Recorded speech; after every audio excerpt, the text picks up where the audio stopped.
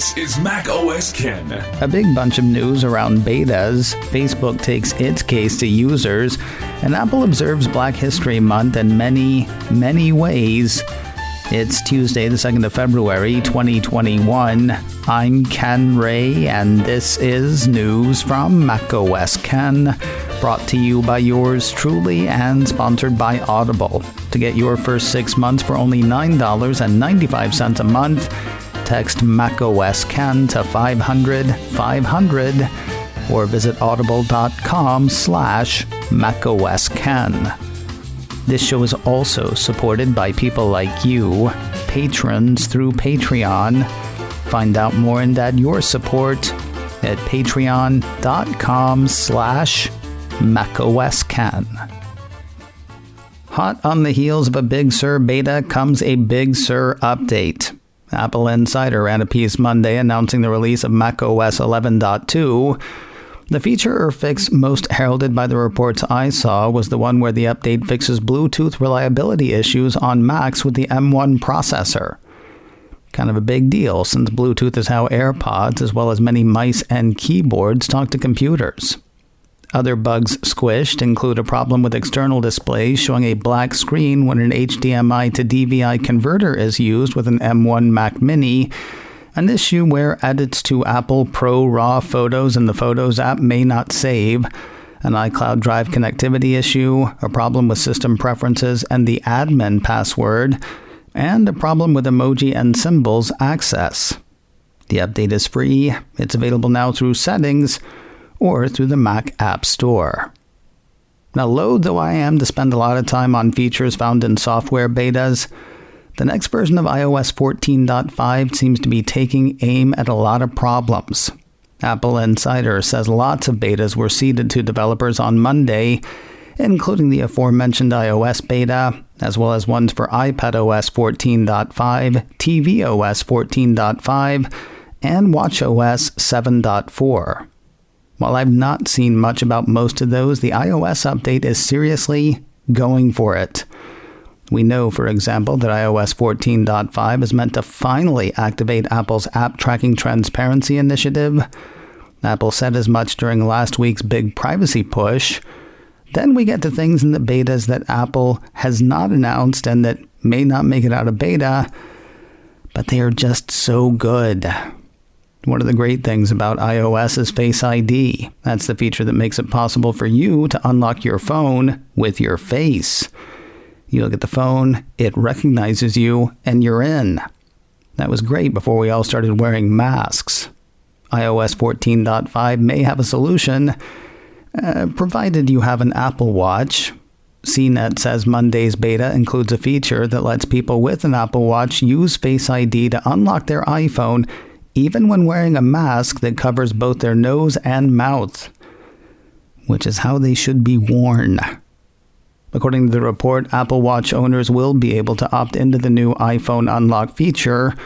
When your watch is on and unlocked, you'll be able to use Face ID to unlock your iPhone even while wearing a mask. The watch will provide haptic feedback letting you know your iPhone has been unlocked.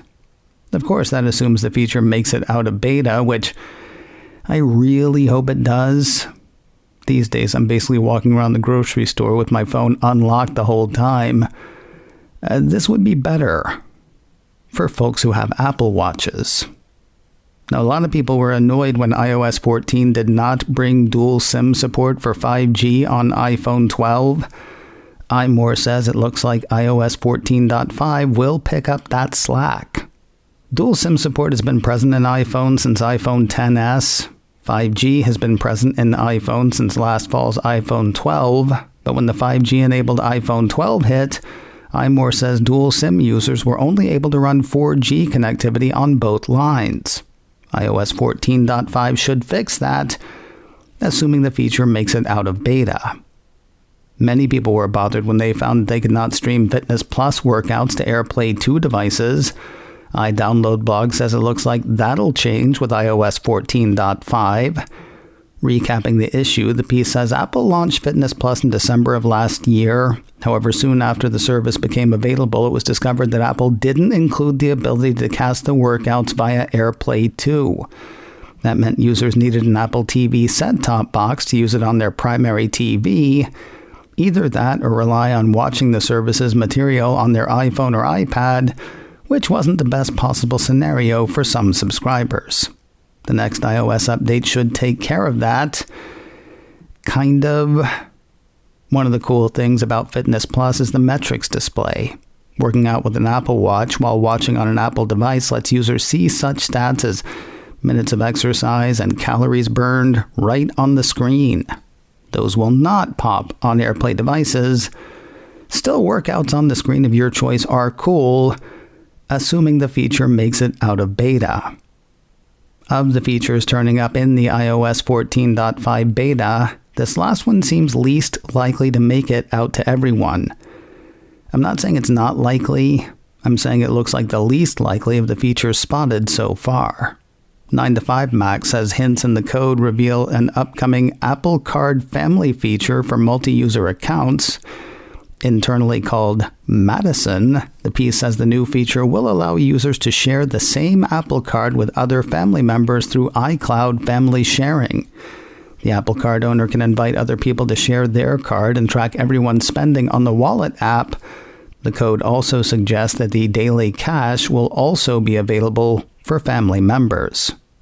Maybe Goldman Sachs, the partner bank for Apple Card, is already on board, where there's a whole other partner involved, and a financial one at that.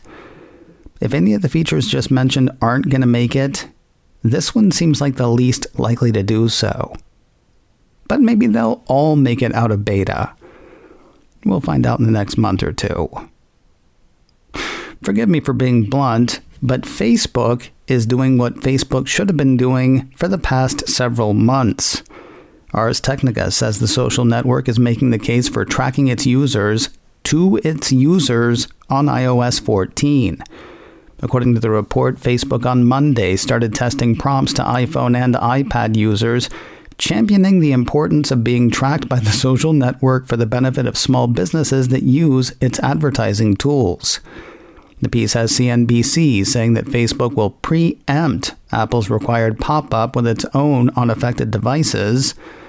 Apparently, Facebook will try sending a message to users before Apple's ATT pop-up. From what CNBC's seen, that'll say, allow Facebook to use your app and website activity, get ads that are more personalized, support businesses that rely on ads to reach customers. To provide a better ads experience, we need permission to use future activity that other apps and websites send us from this device. This won't give us access to new types of information. That sounds double plus confusing. Apple's ATT pop-up is a bit more cut and dry. According to ours, it says Facebook would like permission to track you across apps and websites owned by other companies. That also includes a short blurb from the developer to make its case. Facebook is using the limited space to say, this allows Facebook to provide you with a better ads experience. That's followed by two choices provided by Apple: ask app not to track and allow tracking. I'm not saying Facebook's more tailored message is going to work. I will say they should have started making this case to their users when we heard that ATT was coming last summer at WWDC, not a month or so before it's finally supposed to get here. If you thought the EU's fight for Apple's money was over, well, it's not. Mac Rumors says the European Union has set out its grounds of appeal against Apple's victory in its €13 billion, $15.8 billion tax dispute, saying that judges used contradictory reasoning when they ruled that Apple's business in Ireland was not liable for significant payments. The piece goes on to say that the final decision will now be made by the EU's highest court, the Court of Justice of the European Union. No word in the piece on when a ruling is expected. Staying across the Atlantic, TechCrunch ran a piece last week saying Apple is staring down the barrel of another lawsuit over slowing iPhone performance a few years ago. This is the thing where Apple says it throttled iPhone performance to keep units with failing batteries from crashing. Others disagreed, arguing that Apple really throttled performance to trick people into upgrading their devices. That led to Apple initiating its $29 battery replacement program. It also led to class action lawsuits, one of which was settled here in the States last year. Suits like these are growing like weeds across Europe. One was filed last week in Italy. 2 others were filed in December, one in Spain and another in Belgium, Belgium. One is expected soon in Portugal, according to the report. The head of one of the consumer agencies behind the suits is quoted in the piece as saying, "This new lawsuit is the latest front in our fight against planned obsolescence in Europe. Our ask is simple. American consumers received compensation. European consumers want to be treated with the same fairness and respect." Bringing the legal issues back home, Tim Cook's got a date in the hot seat.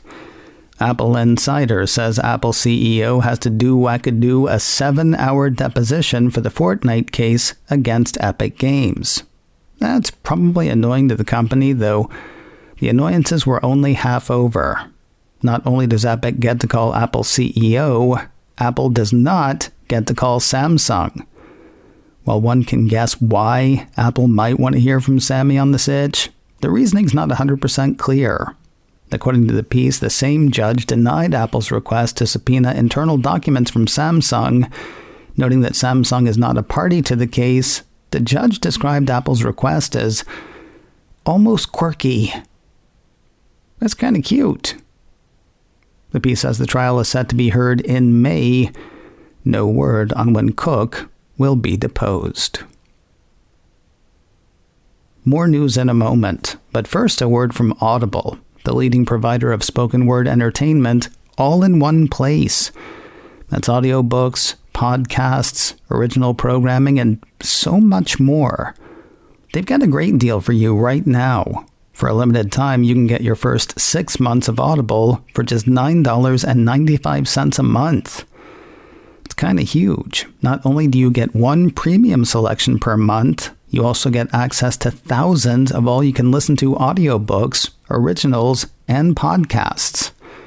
My library's got a range of stuff running right now, from Buddhism for Beginners to Up From Slavery by Booker T. Washington to a dramatization of William Gibson's original screenplay for Alien 3. With thousands of titles available, there's bound to be tons for you, no matter your interest or mood.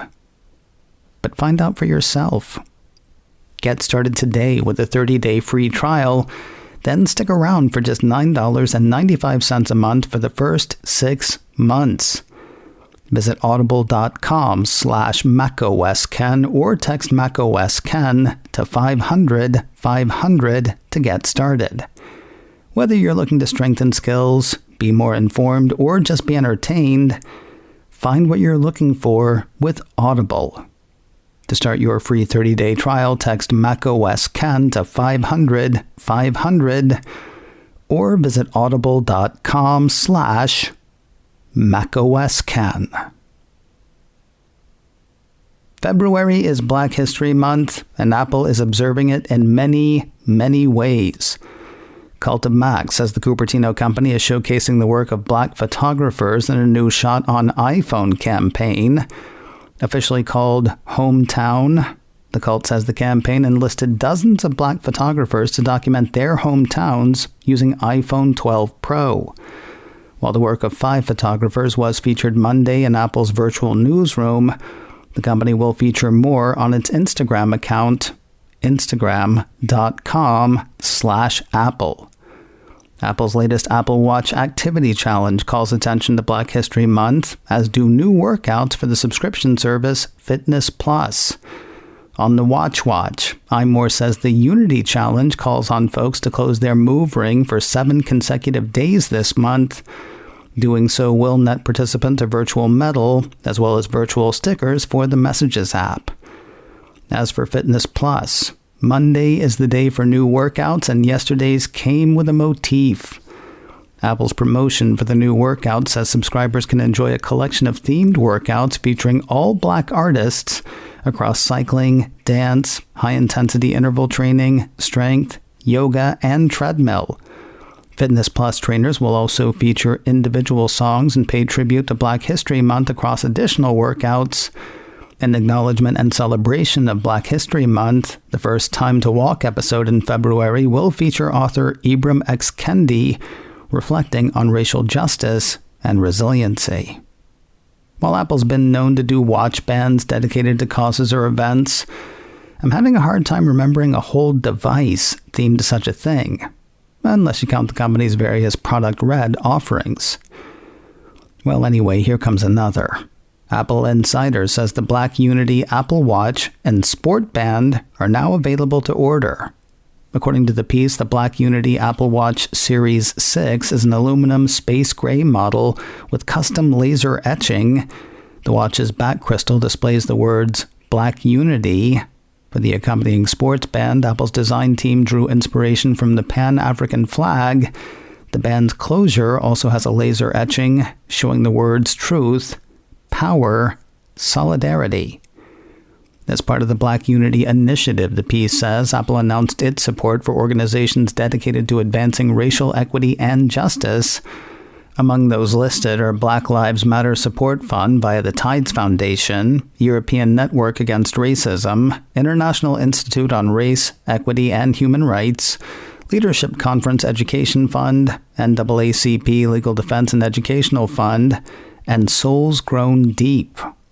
Though designed for a specific purpose, the items in the Black Unity collection go for the usual Apple Watch prices. That's the watch starting at $399 and the Sport Band for $49. It looks like all of Apple's online services will observe Black History Month in some way. A piece from iMore highlights Today at Apple sessions led by Black creatives who will discuss their creative practices and where they get inspiration. New World is said by the site to be a program of hands-on virtual sessions and step-by-step tutorials focused on exploring the power of creativity to bring about change. The month will feature curated content featured on Apple TV, including some essential free content made available to TV users. The App Store will feature a Black History Month hub, spotlighting Black-owned businesses, developers, entertainment and gaming apps, and social justice apps. Apple Music Radio, and Apple Music TV will highlight Black artists across a number of genres. Apple News will deliver curated topic groups. Apple Books will elevate books and audiobooks by Black authors running the range of the Dewey Decimal System. Apple Podcasts will highlight shows from powerful Black voices. Even Apple Maps will feature curated guides created in collaboration with Eat Okra, a Black-owned business directory app based in Brooklyn. That was big, maybe bigger than what Apple is presenting to individual consumers, is the call to action that Apple is setting for itself. Mac Rumors says Apple on Monday launched a page dedicated to its Racial Equity and Justice Initiative.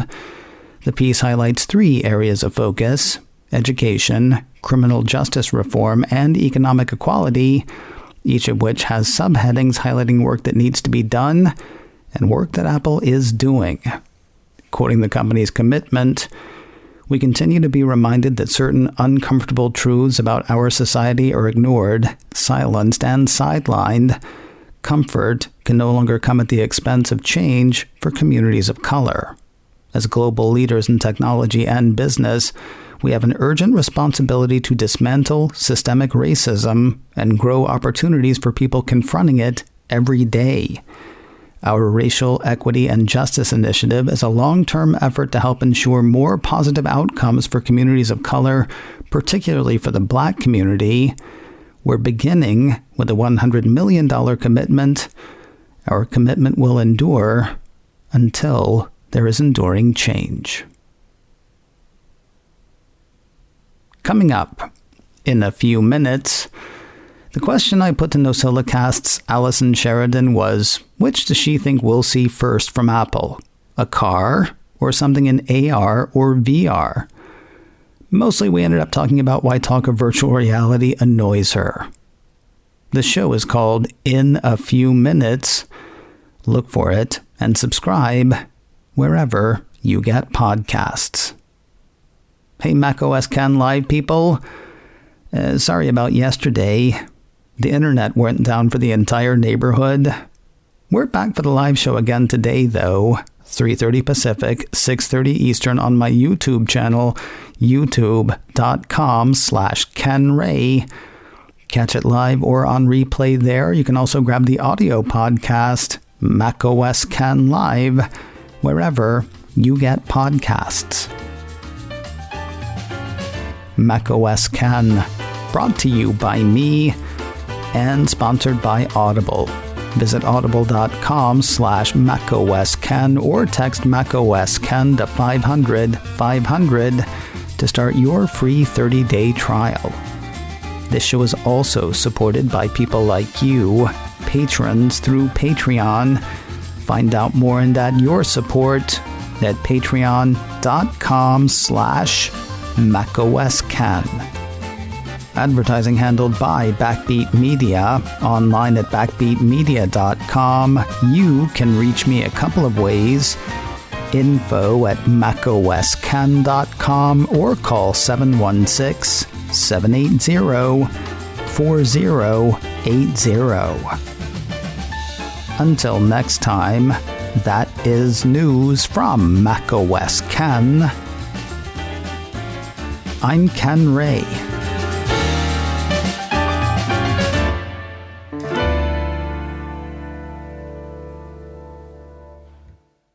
Ciao.